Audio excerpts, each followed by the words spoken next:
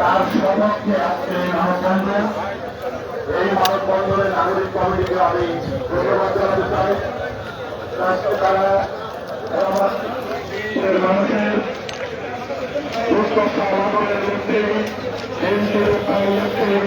আজকে এই মানববন্ধন, এই মানববন্ধন থেকে আমি শুধু অনুরোধ করতে চাই বাংলাদেশ সরকারের মাননীয় প্রধানমন্ত্রী বঙ্গবন্ধু কন্যা মাইকটা ভালো হয়নি, মাইকটা ভালো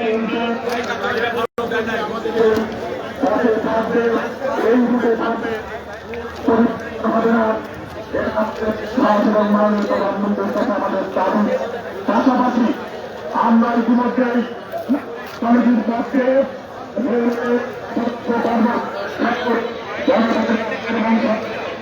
আমরা অবহিত করেছি।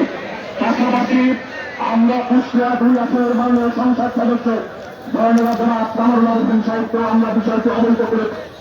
আমাদের প্রিয় নেতা কুষ্টিয়া জেলা মাটি ও মানুষের নেতা বাংলাদেশের সাধারণ সম্পাদক জননেতা জনাব মাহবুবুর রহমান হামিদ এমপি মহোদয়, তাকেও আমরা আহ্বান রেখেছি, অনুরোধ করেছি। তারা 2 জন এমপি আমাদের কথা দিয়েছেন, তারা বলেছেন আমরা মাননীয় প্রধানমন্ত্রীর সঙ্গে কথা বলে আমরা অবশ্যই চেষ্টা করব এই ট্রেনটি যাতে চিত্রা এক্সপ্রেস এই রুটে আগাত রুটে চলতে পারে।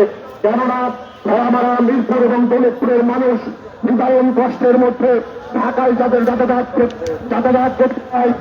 পাশাপাশি আজকে দেখেন এইখানে ডাক্তার, ইঞ্জিনিয়ার, শিক্ষক, বুদ্ধিজীবী, শ্রমিক, কৃষক, খেটে খাওয়া মানুষ, ছাত্র জনতা, রিক্সা চালক, ভ্যান চালক, অটো চালক, সমস্ত শ্রেণী পেশার মানুষ আজকে ঐক্যবদ্ধ হয়ে আজকে এখানে উপস্থিত হয়েছে।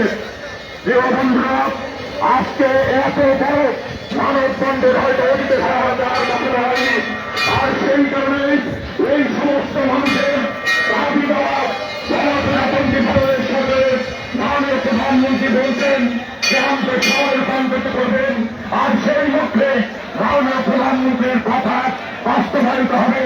আমাদের এই শহর আরো বড় শহর হবে, এই স্টেশনে আরো অতিরিক্ত ট্রেন আসবে। আমরা সেই আশা করি কোন অবস্থাতে আমরা ট্রেনটি এই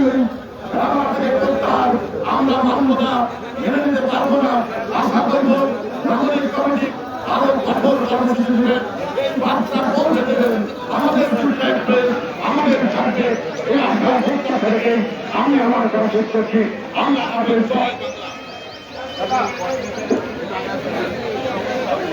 ইতিমধ্যে আমাদের মধ্যে উপস্থিত রয়েছেন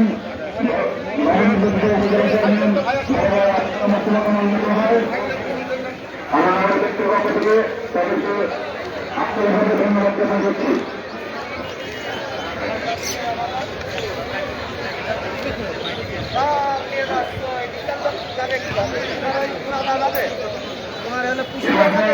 তারপরে গাড়ি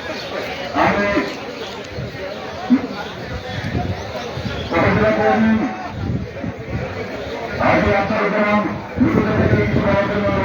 সংক্ষিপ্ত বক্তব্য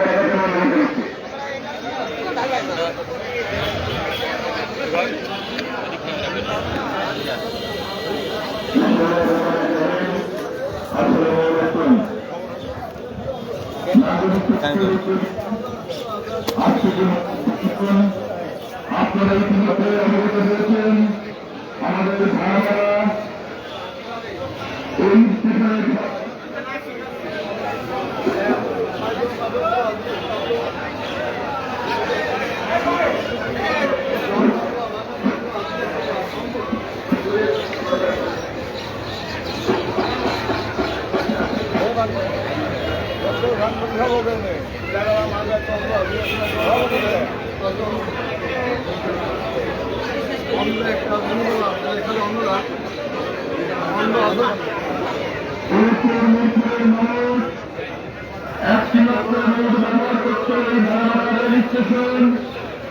এখান থেকে দিয়ে ঢাকা, রেল দিয়ে ঢাকা, রাজশাহী, খুলনা, চিটাগাং বিভিন্ন জায়গায়